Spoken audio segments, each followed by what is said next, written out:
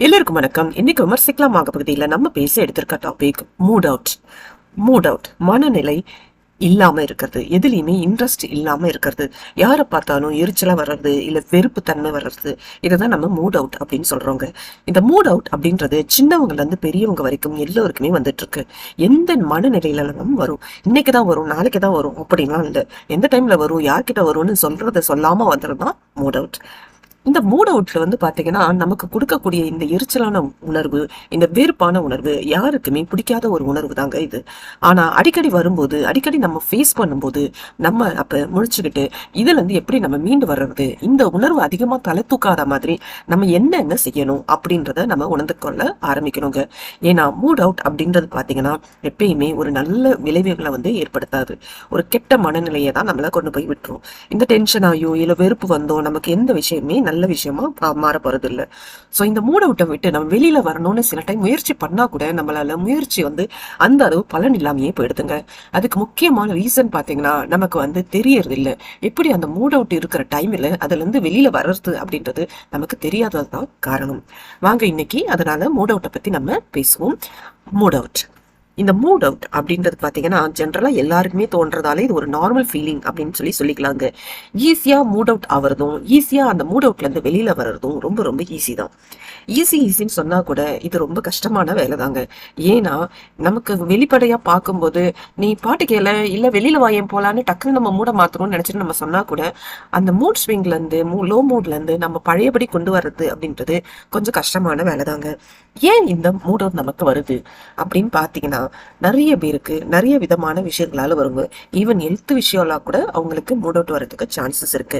காலையில நம்ம ஏன்க்கும் போதே சிலவங்களுக்கு பாத்தீங்கன்னா அன்னைய நாள் ரொம்ப போரிங்காவே தொடங்கலாம். சில பேருக்கு ஃபாஸ்டா ஆஃபீஸ் கிளம்பிட்டு இருக்கும்போது தெரியாம அவங்க ஷர்ட்ல காஃபி ஊத்துனதால அன்னைய டேவே லோ மூடா போயிருந்திருக்கலாம்.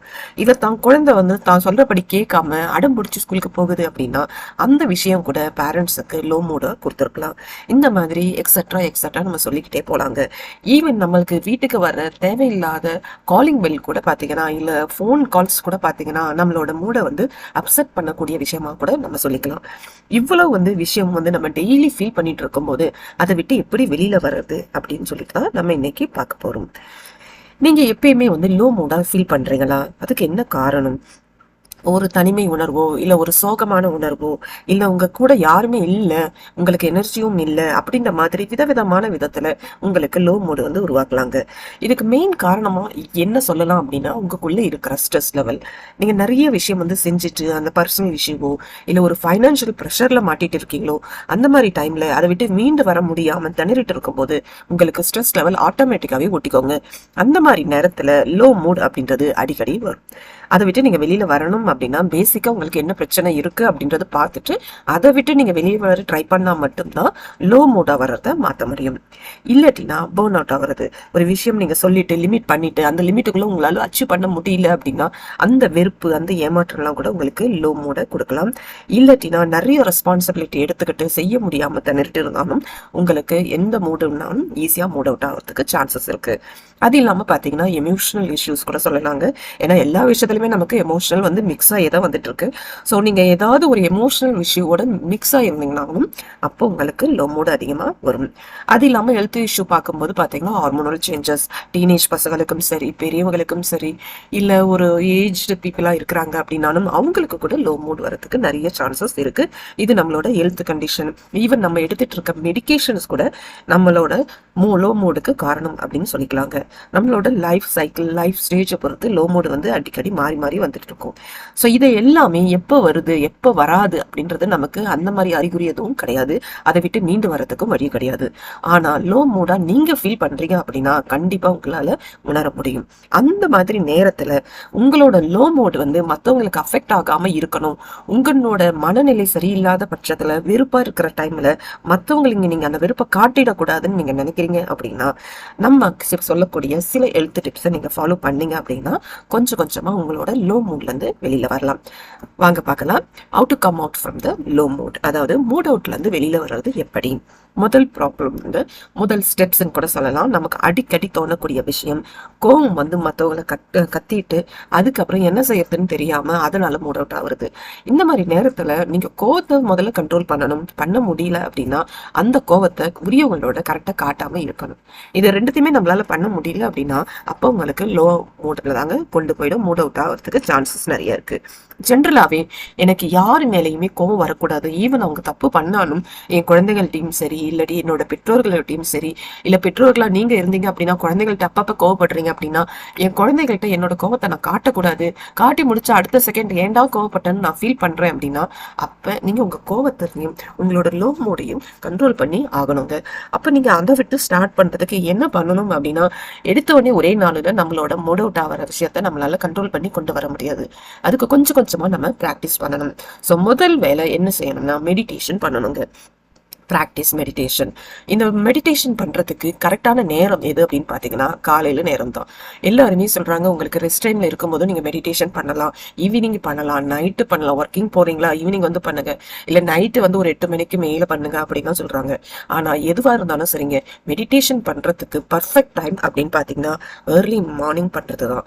அதாவது வெறும் வயதுல நம்ம பண்ணக்கூடிய விஷயம் தான் ரொம்ப கம்ஃபர்டபுளா நமக்கு கிரியேட் பண்ணி கொடுக்கும்.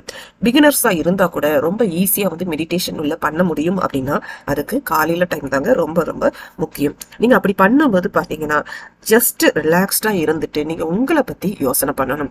நீங்க யாரு, ஏன் இப்படி கோவப்படுறீங்க, எதனால உங்களுக்கு இப்படி கோவம் வருது, நீங்க இவ்வளவு நல்லவங்களா இருந்தும் உங்களை சுத்தி இருக்கவங்க உங்களை ஏன் கோவத்தை அதிகரிக்கிறாங்க, ஏன் உங்ககிட்ட இப்படி பிஹேவ் பண்ணியிருந்திருக்காங்க அப்படின்னு ஜஸ்ட் உங்களை பத்தியே நீங்க அமைதியா யோசிச்சு பாருங்க. இந்த மாதிரி நீங்க பிராக்டிஸ் ஜஸ்ட் உங்களை பத்தி நீங்க யோசனை பண்றதுதான் உங்களோட மெடிடேஷன் செஷன். ஜஸ்ட் காலையில டெய்லி கம்ஃபர்டபுளான ஒரு இடத்துல உட்கார்ந்துட்டு உங்களோட வாழ்நாள்ல உங்களோட வாழ்க்கையோட முதல் நாள்ல முதல் டைம்ல எப்படி நீங்க பர்ஃபார்ம் பண்ண போறீங்க, இன்னைக்கு என்ன பண்ண போறோம், இன்னைக்கு என்னென்ன செய்ய போறோம், எப்படி நம்மளோட டேலண்ட வெளியில காட்ட போறோம் அப்படின்னு நீங்க உங்களையே வந்து ஒரு மைண்ட்ஃபுல் மினிட்ஸா நீங்க மாத்திக்க போறீங்க. இதுதான் உங்களோட மெடிடேஷன். ரெண்டாவது விஷயம், நீங்க இந்த மைண்ட்ஃபுல் ஆக்டிவிட்டிஸ் பண்ணும்போது அப்படின்னு பாத்தீங்கன்னா சில விஷயம் வந்து பண்ணலாங்க. சில பேருக்கு வந்து ஒரு ரெகுலேட் பண்ணிட்டு கொண்டு வரதெல்லாம் முடியாது. அப்ப அவங்க என்ன பண்ணலாம்னா டீப் பிரீத் எடுத்து பண்ணலாம், மூச்சு பயிற்சி செய்யலாம். மூச்சு பயிற்சி செய்யும் போது கொஞ்சம் கொஞ்சமா மற்ற நினைப்புகள் எல்லாம் பின்னாடி போயிடும். நீங்க பண்ணக்கூடிய மூச்சு பயிற்சியில மட்டும்தான் கவனம் இருக்கும். இந்த மாதிரி பண்ணலாம். இல்ல உங்களுக்கு அப்படி உங்களை கண்ட்ரோல் பண்ணி கொண்டு வர முடியல அப்படின்னா நீங்க என்ன பண்ணலாம்னா ஒரு ரிலாக்ஸிங் பண்ணக்கூடிய சவுண்ட் ட்ராக்ஸ் ஏதாவது பக்கத்துல வச்சுட்டு அதை மியூசிக்கா கேட்டுக்கிட்டே இருக்கலாம் மெடிடேஷன் பண்ற ஒரு இடத்துல. ஈவன் அப்பயும் உங்களோட மைண்டை வந்து ரெகுலேட் பண்ணி உங்களால ஆசுவாசப்படுத்தி கொண்டு வர முடியலன்னா ஒரு பேப்பர் எடுத்துட்டு ஒரு நோட் எடுத்துட்டு உங்களுக்கு பிடிச்ச விஷயத்த ஒரு 10 நிமிஷம் கிறுக்கலாம். இந்த மாதிரி நீங்க அப்ஸ்ட்ராக்ட் டூட்லிங் பண்ணும்போது பாத்தீங்கன்னா உங்களோட அட்டென்ஷன் டோட்டலா நீங்க என்ன செய்யறீங்களோ அதுல மட்டும் தான் ஃபோக்கஸ் ஆகும். ஸோ மைண்ட் ஆட்டோமேட்டிக்கா உங்களுக்கு ரிலாக்ஸ் ஆகக்கூடிய ஃபீலிங்கை உணர முடியும். இது வந்து இந்த மாதிரி ஆக்டிவிட்டீஸ்ல பண்ணி கூட நீங்க மெடிடேஷன் மாதிரி பண்ணிக்கலாம். சில பேர் என்ன பண்ணுவாங்க அப்படின்னா தனக்கு பிடிச்ச வாசனை திரவியங்கள் வந்து பக்கத்துல இருக்கிற மாதிரி வச்சுப்பாங்க. நம்ம சொல்ல மாதிரி பாத்தீங்கன்னா வத்தி அது மாதிரி விஷயங்கள். ஸோ அது கூட பாத்தீங்கன்னா உங்களுக்கு மைண்டை ரிலாக்ஸ் பண்ணக்கூடிய விஷயம் தான். நீங்க அப்படி கூட பண்ணிக்கலாம். ஈவன் ஒரு டீயை வந்து கொதிக்கக்கூடிய சவுண்டு இல்ல அந்த வாசனை கூட பக்கத்துல வச்சுக்கிட்டு அப்படி கூட 10 நிமிஷம் நீங்க மெடிடேஷன் பண்ணலாங்க. இதை நீங்க பேசிக்கா இப்படி பண்ணும்போது பாத்தீங்கன்னா உங்க மைண்ட் அன்னைக்கு தேவையான எனர்ஜியை ரிசீவ் பண்ணியிருக்கும். மூணாவது விஷயம் பாத்தீங்கன்னா இந்த மூட் அவுட்ல இருந்து நம்ம வெளியில வரணும் அப்படின்னாவே ஃபர்ஸ்ட் உங்க பாடி வந்து ஆக்டிவா இருக்கணுங்க. நம்ம மைண்ட் ஆக்டிவா இருந்தா கூட பாடி வந்து சப்போர்ட் பண்ணல அப்படின்னா நம்மளால அந்த ஆக்டிவ்னஸை வெளியில கொண்டு வர முடியாது. ஸோ உங்களோட பாடியும் உங்களுக்கு சப்போர்ட் பண்ணணும். அந்த சப்போர்ட் பண்றதுக்கு உங்க பாடி உங்க கையில தாங்க இருக்கு. உங்க உடல்நிலையை நீங்க தான் வந்து கண்ட்ரோல் பண்ணி கரெக்டா கொண்டு வந்துட்டு இருக்கணும். வெளியாளால எந்த விஷயமே பண்ண முடியாது. ஸோ நல்ல சாப்பாடு சாப்பிட்றதும் சரி, நல்ல தூக்கம் தூங்குறதும் சரி, நல்ல ஆக்டிவா சின்ன சின்ன எக்ஸசைஸ் எல்லாம் பண்ணி ஆக்டிவா வச்சுக்கிறதும் சரி, இல்ல ஒரு குயிக்கா ஒரு வாக்கிங் போறதும் சரி, இது எல்லாமே உங்க கையில தான் இருக்கு. எனக்கு இதெல்லாம் எதுவுமே பண்ண முடியாத சுச்சுவேஷன்ல நான் இருக்கேன் அப்படின்னா ஒரு பாட்டு ஒண்ணு போட்டுட்டு நீங்களே செல்ஃபா ஒரு டான்ஸ் கூட ஆடலாங்க. இந்த மாதிரி விஷயம் ஆக்சுவலி உங்களோட பாடி வந்து ஆக்டிவா இருக்கணும், அவ்வளவுதான் நமக்கு விஷயம். அது பண்ண உங்க பாடியை டியூன் பண்ணக்கூடிய இந்த மாதிரி ஏனி விஷயத்த நீங்க செஞ்சீங்க அப்படின்னா உங்களோட மூடு ஆட்டோமேட்டிக்கா பூஸ்ட் ஆகும். மூட் அவுட் அப்படின்ற விஷயம் பாத்தீங்கன்னா குறைஞ்சிக்கிட்டே வந்துடும். இதை நீங்க முக்காவாசி வந்து பாத்தீங்கன்னா இதுல டான்ஸ் பண்றதும் சரி, நீங்க இல்லாட்டினா வந்து எக்ஸசைஸ் பண்றது, யோகா பண்றது, வாக்கிங் பண்றது, இது ரொம்ப ரொம்ப ரொம்ப ரொம்ப நல்ல விஷயம் பாத்தீங்கன்னா வாக்கிங் பண்றதுங்க. ஏன்னா வாக்கிங் பண்ணும்போது நீங்க நடக்கிறீங்களோ இல்லையோ 10 பேரை நீங்க பார்க்கும்போது பாத்தீங்கன்னா ஆட்டோமேட்டிக்கா உங்க மைண்ட் ரிலாக்ஸ்ட் ஆயிடும். ஸோ இந்த வாக்கிங் தான் ரொம்ப ரொம்ப இம்பார்ட்டன்ட் விஷயம்.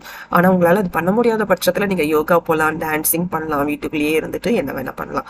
ஸோ எப்படி பண்ணாலும் சரிங்க, உங்க பாடி ஆக்டிவா இருக்கும்போது உங்களோட லோ மூட் அப்படின்ற விஷயம் காணாமையே போயிடும். அடுத்தது பாத்தீங்கன்னா மத்தவங்களோட அன்பா பிணைப்பா இருக்கிறதுங்க. நம்ம இருக்கக்கூடிய இந்த உலகத்துல பாத்தீங்கன்னா எல்லாமே ஓடிக்கிட்டே தாங்க இருக்கும். கொரோனா வரத்துக்கு முன்னாடி பாத்தீங்கன்னா ஒரு நிமிஷம் நிக்க சொன்னா கூட யாராலையும் நிக்க முடியாத மாதிரி தான் நம்மளோட வாழ்க்கை நிலைமை இருந்துட்டு இருந்துச்சு. இதுல எமோஷனலா ஏதாவது விஷயம் நடந்தா மட்டும்தான் நம்ம மத்தவங்க மேல ஃபோக்கஸ் பண்ணணுமே தவிர, ஜென்ரலா வந்துட்டு எப்படி இருக்கீங்க, சாப்பிட்டீங்க, இன்னைக்கு என்ன இன்ட்ரெஸ்டிங்கா நடந்துச்சுன்னு சொல்லிட்டு சேட் பண்ணக்கூடிய விஷயங்கள் எல்லாமே குறைஞ்சு போயிடுச்சுங்க. இப்படி நம்ம ஃபேமிலி கூடயும், ரிலேட்டிவ்ஸ் கூடயும், ஃப்ரெண்ட்ஸ் சர்க்கிள் கூடயும் பேசக்கூடிய விஷயத்த குறைச்சிட்டே வந்ததால, லிமிட் பண்ணிட்டே வந்ததால நம்மளோட சர்க்கிளே வந்து பாத்தீங்கன்னா ரொம்ப சுருக்கமா ஆயிடுச்சு. இன்னொன்னு பாத்தீங்கன்னா போன ஜென்ரேஷன்லாம் எடுத்துக்கிட்டீங்கன்னா ஒவ்வொரு வீட்லயுமே குழந்தை சிப்ளிங்ஸ் பாத்தீங்கன்னா 4-5 பேர் இருப்பாங்க. அப்ப அவங்க கிட்டயும் அவங்க பசங்க கிட்டயும் அப்படி பேசும்போது பாத்தீங்கன்னா குறைஞ்சது கசின் சிஸ்டர்ஸ் எல்லாத்திட்டையும் சேர்த்து பாத்தீங்கன்னா 20-25 பேர் இருப்பாங்க. நீங்க இவங்க கிட்ட லிங்க் வந்து கனெக்ஷன்ஸ்ல இருக்கும் போதே உங்களுக்கு ரிலாக்ஸ்டான ஒரு ஃபீலிங்கோ சந்தோஷமான ஒரு உணர்வும் தான் நிறைய கிரியேட் ஆயிருந்திருக்கும். ஆனா இப்ப இருக்கிற விஷயத்துல பாத்தீங்கன்னா சிப்ளிங்ஸ் அப்படின்னு சொல்றதே ஒரே ஒரு சிப்ளிங்ஸ் எனக்கு இருக்காங்கன்னு சொல்றதே ஒரு பெரிய விஷயமா இருக்கிற மாதிரி தாங்க ஆயிடுச்சு. ஏன்னா எல்லாருமே பாத்தீங்கன்னா ஒரு குழந்தை 2 குழந்தைன்னு வச்சிருக்கிற டைம்ல சிப்லிங்ஸ் அப்படின்றதே அதிகமா இல்லாம போயிடுச்சு. இந்த டைம்ல நீங்க போயிட்டு யார்கிட்ட பேச முடியும்னா மிஞ்சி மிஞ்சி போனா ஒரு சிப்லிங் கிட்ட மட்டும் தான் பேச முடியும். அதுக்கு மேல உங்களுக்கு பேசக்கூடிய ஆட்கள் இல்லாம குறைஞ்சு போயிடுச்சு. இது கூட ஒரு முக்கியமான விஷயமா நம்ம சொல்லலாங்க.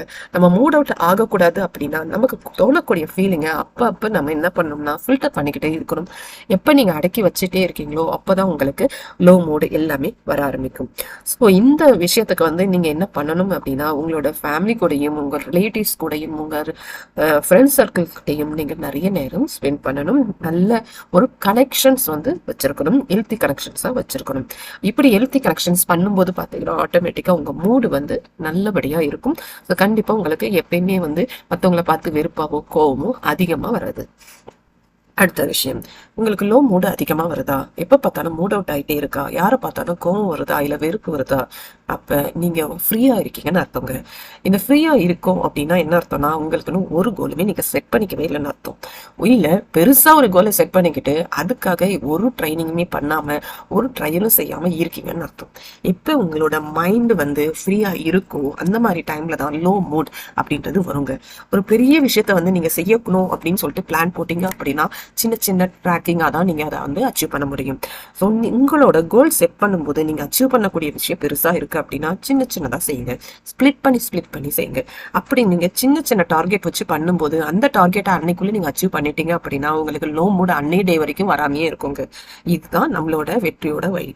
ஸோ கோல் செட் பண்றீங்க அப்படின்னா பெரிய கோலா செட் பண்ணிக்கிட்டு வச்சிருந்தீங்கன்னா அதுவே உங்களுக்கு லோ மூட் அவுட்டுக்கான காரணமா ஆயிடும். ஸோ நீங்க என்ன பண்ணணும் அப்படின்னா ஒரு செக்லிஸ்ட் மாதிரி வச்சுட்டு சின்ன சின்ன விஷயம்னா என்ன செய்ய போறேன், இன்னைக்கு என்ன செய்ய போறேன், இல்ல இந்த 2 நாளுக்குள்ள என்ன செஞ்சு முடிக்கணும், இல்ல 5 நாளுக்குள்ள என்ன செஞ்சு முடிக்கணும், 1 மாசத்துக்குள்ள என்ன செஞ்சு முடிக்கணும் அப்படின்னு ஒரு செக்லிஸ்ட் வச்சுங்க. அது கரெக்டா நீங்க அன்னைக்கு பண்ணிட்டீங்கன்னா உங்களுக்கு ஷபாஷ் போட்டுக்கோங்க. இப்படி உங்களோட டேஸ் நீங்களே செலிப்ரேட் பண்ணும்போது பாத்தீங்கன்னா உங்களை வந்து நீங்க லோவா ஃபீல் பண்ணக்கூடிய குணம் மூட் அவுட் அப்படின்றது இல்லாமையே போயிடுங்க. அடுத்த விஷயம், நீங்க செய்யக்கூடிய எல்லா விஷயத்துக்கும் சரி, ஒரு வாக்கிங் போகணும்னாலும் சரி, ஒரு மெடிடேஷன் பண்ணணும்னாலும் சரி, ஒரு கோல் செட் பண்றதுனாலும் சரி, எந்த விஷயமா இருந்தாலும் சரிங்க, உங்களோட உடல் வந்து கரெக்டா இருந்தா மட்டும்தான், ஹெல்த்தியா இருந்தா மட்டும்தான் உங்களால எல்லா விஷயத்திலுமே ஃபோக்கஸ் பண்ண முடியும். எப்போ ஒரு நல்ல தூக்கம் இல்லையோ, விடிய காலையில வந்துட்டு உங்களுக்கு சரியில்லாத தூக்கம் இருக்கோ, இந்த தூக்கமே உங்களுக்கு மூட் அவுட்டை கிரியேட் பண்ணக்கூடிய விஷயமா இருக்குங்க. ரொம்ப ரொம்ப முக்கியமான விஷயமே நம்மளோட ஸ்லீப்பிங் டைம், நம்மளோட தூக்கமின்மை தான் முக்கியமான காரணம் அப்படின்னு கூட நம்ம சொல்லலாம். நம்மளோட எமோஷனல் ஃபீலிங்ஸ்க்கும் சரி, நம்மளோட லோ மூடுக்கும் சரி ரொம்ப ரொம்ப தொடர்புடையது தூக்கம். தூக்கம் தான் நம்மளோட உணர்வுகளை வந்து ரெகுலேட் பண்ணி கொடுக்கக்கூடிய ஒரு அருமருந்து அப்படின்னு சொல்லலாங்க. ஒவ்வொருத்தருக்குமே கடவுள் தூக்கம் அப்படின்றத கொடுத்துருக்காங்க. ஆனா அது நம்ம கரெக்டா தூங்குறோமா, கரெக்டா யூஸ் பண்ணிக்கிறோமா, நல்லபடியா நம்ம ரெஸ்ட் எடுத்துக்கிறோமா அப்படின்னு பாத்தீங்கன்னா நிறைய பேர் இல்லைன்னு தாங்க சொல்றாங்க. ஏன்னா அந்த தூக்கத்தை கண்ட்ரோல் பண்ணிட்டு அவங்க செய்யக்கூடிய விஷயத்த தான் பெருமையா சொல்லிக்கிறாங்க. நேற்று நைட்டு 11:30 வரைக்கும் நாங்க பார்ட்டில இருந்தோம், இல்ல அது வரைக்கும் நாங்க வெளியில விளையாடிட்டு இருந்தோம் அப்படின்னு அந்த தூக்கத்தோட நேரத்தை அவங்க கண்ட்ரோல் பண்ணி சொல்றதையே பெருமையா சொல்லக்கூடிய நிலைமை மாறிடுச்சு. சில பேருக்கு பார்த்தீங்கன்னா அத்தியாவசியமா நைட் ஷிஃப்ட் பார்க்கறதால வேற வழியே இல்லாம அப்படி பண்ணிக்கிறாங்க. இதனாலயும் அவங்க கிட்ட லோ மூட் வரதுக்கு நிறைய சான்சஸ் இருக்கு. ஆனா உங்களுக்கு டைம் இருக்கு, தூங்கக்கூடிய நாட்கள் இருக்கு, நேரம் இருக்கு அப்படின்னா அதுக்காக நீங்க டைம் கரெக்டா ஸ்பெண்ட் பண்ணாம அந்த நேரத்துல முடிச்சுட்டு ஒரு அசைன்மெண்ட்ஸோ வேற ஏதாவது ப்ராஜெக்டோ பண்ணிட்டு இருந்தீங்கன்னா தயவு செஞ்சு உங்களோட ஹேபிட்டை மாத்திக்கோங்க. ஏன்னா இந்த தூக்கத்தை கண்ட்ரோல் பண்ணி நீங்க செய்யக்கூடிய விஷயம் கண்டிப்பா உங்களுக்கு வேற விதமான விளைவுகளை தான் ஏற்படுத்தும். ஈவன் இமீடியட்டா உங்களுக்கு காட்டல அப்படின்னாலும் போக போக உங்களுக்கு நெகட்டிவா வந்து நிறைய தலை தூக்க ஆரம்பிக்குங்க. ஸோ உங்களோட குட் குவாலிட்டி ஸ்லீப்புக்கு நீங்க ப்ரையாரிட்டைஸ் பண்ணணும். இன்கேஸ் எனக்கு வேலை டைம் நைட்டு 11 மணி வரைக்கும் தாங்க, அதுக்கு முன்னாடி என்னால் சான்ஸே இல்லை, என்னோட ஸ்லீப் இப்படிதாங்க ஆகுது, என்ன செய்ய முடியுது அப்படின்னு சொல்லி நீங்க கேட்டீங்கன்னா, இல்ல ஹஸ்பண்டுக்காக நான் அவ்வளோ நேரம் வெயிட் பண்ணி தாங்க ஆகணும், வேற வழியே இல்லைங்க அப்படி ஆயிடுச்சு அப்படின்னா அதுக்கும் ஒரு வழி இருக்கு. உங்களால தொடர்ந்து கண்டினியூஸா தூங்க முடியலன்னா மத்தியானம் ஒரு ஸ்லீப், ஒரு சின்ன நேப் அப்படி எடுத்துக்கலாம். இல்லைன்னா நீங்க காலையில பசங்களை எல்லாத்தையும் அனுப்பி முடிச்சதுக்கு அப்புறம் அந்த டைமும் தூங்கலாங்க. ஒரு சின்ன ஸ்னாப் தூங்குறதால உங்களோட ஸ்லீப்பை வந்து நீங்க கம்ப்ளீட் பண்ணிக்கலாம். அந்த சைக்கிளை நீங்க கம்ப்ளீட் பண்ணா மட்டும்தான் நீங்க வந்து லோவா ஃபீல் பண்ணக்கூடிய விஷயம் உங்களை பாதிக்காம இருக்கும். அடுத்த விஷயம் வந்து பாத்தீங்கன்னா, நிறைய பேர் வந்து ரொம்ப ரொம்ப அட்ராக்ட் பண்ணக்கூடிய விஷயம் பார்த்தீங்கன்னா நெகட்டிவிட்டி. யாராவது நம்மளை நெகட்டிவாக கிரிட்டிசைஸ் பண்ணிட்டாங்க அப்படின்னா அந்த விஷயம் நம்மளை ரொம்ப பாதிக்கும். அது இல்லாமல் பார்த்தீங்கன்னா நெகட்டிவாக ஏதாவது ஒரு விஷயம் நடந்துச்சு அப்படின்னா 10 பாசிட்டிவ் விஷயம் நடந்தக்கூடிய எஃபெக்டை ஒரே ஒரு நெகட்டிவ் விஷயம் நடந்து எல்லாத்தையும் தூக்கி போட்டுருங்க. ஸோ இந்த நெகட்டிவ் விஷயம் நடக்குது, இல்லை நெகட்டிவாக ஒருத்தவங்க பேசுகிறாங்க, இல்லை அந்த இடத்துல போனாவே எனக்கு வந்து அவங்க பேசுறதெல்லாம் கேட்கும்போது எனக்கு ரொம்ப கோபம் வருது அப்படிலாம் இருந்துச்சுன்னா கண்டிப்பாக உங்களோட எக்ஸ்போஷரை லிமிட் பண்ணிக்கோங்க. நீங்க கூட சேர்ந்துட்டு இருக்க கூட்டம் பாத்தீங்கன்னா பாசிட்டிவ் மைண்ட் இருக்கிற மாதிரி ஆளுங்களை வச்சுக்கோங்க. எப்ப அவங்க செல்ஃப் கிரிட்டிசம் பண்ணும்போது நெகட்டிவாவோ இல்ல வந்துட்டு ரொம்ப வந்து இன்ஃபுளுன்ஸை காமிக்கிற மாதிரி பேசுறாங்களோ அப்ப அவங்க கிட்ட அதிகமா கனெக்ஷன்ஸ் வச்சுக்காதீங்க. நெகட்டிவிட்டி உங்களோட எல்லா மூடையுமே ஸ்பாயில் பண்ணிடுங்க. ஸோ நெகட்டிவிட்டி இருக்கிற இடத்துல அதிகமா போகாதீங்க. கொஞ்ச நாள்ல பாத்தீங்கன்னா நீங்களுமே நெகட்டிவிட்டி ஸ்ப்ரெட் பண்ணக்கூடிய ஒரு ஆளா மாறி போயிடுவீங்க. அதுதான் முக்கியம். அதனால அதுல இருந்து மீண்டு வர்றது பெரிய பெரிய வேலையா போயிடும். ஸோ நெகட்டிவ் பேசக்கூடியவங்க, புரளி பேசுறவங்க கூட அதிகமா கனெக்ஷன்ஸ் வச்சுக்காதீங்க. புரளி பேசுறவங்க கூட பாசிட்டிவ் விஷயமா பேசுறாங்க அப்படின்னா அவங்க கூட வச்சுக்கலாங்க. ஆனா நெகட்டிவ் விஷயத்த மட்டும்தான் ஒருத்தவங்க பேசிட்டு இருக்காங்க அப்படின்னா கண்டிப்பா அவங்களோட கனெக்ஷனை குறைச்சிக்கோங்க. அடுத்து கிராட்டிடியூட ப்ராக்டிஸ் பண்றது, நம்மளோட பிளெஸ்ஸிங்ஸை வந்து கவுண்ட் பண்ணுங்க. எப்பயுமே நம்மளோட வாழ்க்கை வந்து பாத்தீங்கன்னா தானாவே உருவானது கிடையாதுங்க. மற்றவங்களோட சப்போர்ட்டாலையும் ஆசீர்வாதங்களாலையும் தான் உருவானது. எந்த ஒரு சின்ன விஷயம் நம்ம எடுத்துக்கிட்டாலும் அதுல 2-3 பேரோட சப்போர்ட்டால தான் நம்மளால செஞ்சிருக்க முடியும்.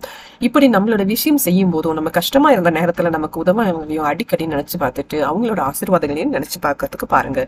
அவங்களோட ஹெல்ப் எல்லாம் வந்து ரெக்கக்னைஸ் பண்ணுங்க. அவங்களை அப்ரிஷியேட் பண்ணக்கூடிய விஷயமா ஏதாவது பண்ணுங்க. இப்படி நீங்க அடிக்கடி பண்ணும்போது பாத்தீங்கன்னா உங்களோட மனது வந்து ரிலாக்ஸ்ட் ஆகி உங்களோட வாழ்க்கை எவ்வளவு அற்புதமான வாழ்க்கை, உங்களை சுத்தி எவ்வளவு நல்ல மனுஷங்களா இருக்காங்க அப்படின்ற மாதிரி உங்களுக்கு தோண ஆரம்பிக்குங்க. இதை பத்தி நம்ம தனியாவே கூட பேசியிருக்கோம், எப்படி இந்த மாதிரி ஒரு உணர்வை கொண்டு வர்றது அப்படின்னு சொல்லிட்டு. ஸோ இது இந்த ப்ராக்டிசிங் கிராட்டிடியூட் அப்படின்றது ஒரு மிகப்பெரிய கலைங்க. மற்றவங்களோட பாசிட்டிவ் விஷயங்களை மட்டும் எடுத்துக்கிறது, அவங்களோட பிளெஸிங்ஸை மட்டும் ஞாபகம் வச்சுக்கிறது, நமக்கு அவங்க பண்ண ஹெல்ப்பை மட்டும் கவுண்டிங்ல எடுத்துக்கிறது, நமக்கு அவங்க தவறா ஏதாவது ஒரு விஷயம் பண்ணியிருந்தாங்கன்னா அடுத்த நிமிஷமே அதை மறந்துட்டு அவங்க செஞ்ச நல்ல விஷயத்துல மட்டும் ஞாபகம் வச்சுக்கிறது. இந்த மாதிரி பண்ணும் போதும் உங்களோட மூட் அவுட் அப்படின்றது உங்களுக்கு அதிகமா வரவே வராதுங்க. அடுத்தது வந்து பாத்தீங்கன்னா, நான் என்னதான் இந்த மாதிரி நீங்க சொன்ன எல்லா விஷயத்துலயுமே ட்ரை பண்ணி பார்த்தேன், எனக்கு எதுவுமே வரல, தூக்கமும் கண்டிப்பா பண்ண முடியல, இல்ல சாப்பாடும் வந்து சரியா செய்ய முடியல, நேரத்துக்கு எந்த வேலையும் முடிக்க முடியல, யாரை பார்த்தாலும் எனக்கு கோவமா வருது, எந்த வயதுல பார்த்தாலும் கோவம் வருது, பெரியவங்களோ சின்னவங்களோ எல்லாருக்கிட்டையுமே நான் கோவப்படுறேன், எப்படியாவது என்னை கண்ட்ரோல் பண்ணி ரெகுலேட் பண்ணணும்னு பாக்குறேன், ஆனா அப்படியே என்னால பண்ண முடியல அப்படின்னா, இவ்வளோ நீங்க ட்ரை பண்ணி உங்களால பண்ண முடியலன்னா கண்டிப்பா நீங்க ஒரு சைக்காலஜிஸ்ட் கிட்ட, ப்ரொஃபஷனல் கிட்ட ஹெல்ப்புக்கு போகணுங்க. சைக்காலஜி அப்படின்னு ஒருத்தர்கிட்ட போனோம் அப்படின்னாவே நமக்கு ஏதோ ஒரு பெரிய நோய் வந்துட்டு இருக்கு அப்படின்ற மாதிரி நினைச்சிட்டு தான் நிறைய பேர் தயக்கம் காட்டுறாங்க. ஆனா உண்மையிலேயே ஒரு சைக்காலஜிஸ்டா போயிட்டு ஒரு கவுன்சிலிங் செஷன் மாதிரி ஒரு பெரியவங்கள்ட்ட நம்ம பேசுற மாதிரி அவங்க கிட்ட, இப்படி எனக்கு எதை பார்த்தாலும் கோவம் வருது, எதை பார்த்தாலும் எரிச்சல் வருது, அடிக்கடி நான் கோவம் வந்து கத்துறேன் அப்படின்னு சொல்லிட்டு சொன்னீங்கன்னா அட்லீஸ்ட் உங்களோட நிலைமையில இருந்துட்டு உங்களுக்கு சில டிப்ஸ் அவங்க கண்டிப்பா கொடுப்பாங்க. 10 டிப்ஸ் கொடுக்குற இடத்துல ஒரு டிப்ஸ் யூஸ் இருந்தா கூட கண்டிப்பா நீங்க அந்த உணர்வுல இருந்து மீண்டு வர முடியுங்க. ஸோ எந்த விஷயமே நீங்க கரெக்டா எக்ஸ்ட்ரா சப்போர்ட் எடுத்து இந்த மாதிரி பண்ணும்போது பாத்தீங்கன்னா ஒரு ப்ரொஃபஷனல் கிட்ட ஹெல்ப் கேட்கும் போது கண்டிப்பா உங்களோட லைஃப்ல இம்ப்ரூவ்மெண்ட் கிடைக்குங்க. நம்மளோட வாழ்க்கை அப்படின்றது பாத்தீங்கன்னா ரொம்ப ரொம்ப சுவையான அழகான வாழ்க்கைங்க. எல்லோருக்குமே இது கிடைச்சிருது இல்ல. சில பேருக்கு பாத்தீங்க அப்படின்னா அமைதியான ஒரு வாழ்க்கை ஆரம்பத்திலே கிடைச்சிருக்கும். சில பேருக்கு அது கஷ்டப்பட்டு தான் கிடைக்க வேண்டிய விஷயமா இருந்திருக்கும். செல்ஃப் கேர் பண்ணி தன்னோட வாழ்க்கையோட இம்பார்ட்டன்ஸை அவங்க உணர்ந்துக்கணுங்க. ஏன் நம்ம இருக்கோம், நம்ம இருக்கிறதோட அர்த்தம் என்ன, எதுக்காக நம்ம இருக்கோம், இந்த வாழ்க்கையில நமக்கு எதுக்கு இந்த மாதிரி ஒரு ரோல் கொடுத்துருக்காங்க அப்படின்றத சொல்லிட்டு எல்லாத்தையுமே அவங்க உணர்ந்துக்கணுங்க. எல்லாருக்குமே கடவுள் ஒவ்வொரு ரோல் கொடுத்துருக்காங்க. அந்த ரோலை நீங்க பர்ஃபெக்டா பண்ணும்போது தான் நீங்க பிறந்ததோட பலனையே நீங்க அனுபவிக்கிறீங்க. இதுல நம்ம ரிலீஜியஸ் விஷயமா பாத்தீங்க அப்படின்னா பிரேயர்ஸ், கோயிலுக்கு போறது, இந்த மாதிரி கூட சொல்லிக்கலாம். ஈவன் இதெல்லாம் கூட நமக்கு மூட பண்றக்கூடிய ஒரு விஷயமா தான் இருக்கு. பட் அந்த மாதிரி இதெல்லாம் உங்களால ஃபோக்கஸ் பண்ண முடியாத பட்சத்துல நீங்க ஜென்ரலான டாபிக் மட்டும் தான் நம்ம இன்னைக்கு சொல்லியிருக்கோம். நீங்க ட்ரை பண்ணி பாருங்க. இந்த விஷயத்தால கண்டிப்பா உங்களால பெட்டரா ஃபீல் பண்ண முடியுங்க. வேற ஒரு நல்ல டாபிக்கோட திரும்ப நம்ம மீட் பண்ணுவோம். அது வரைக்கும் எல்லோருக்கும் வணக்கம்.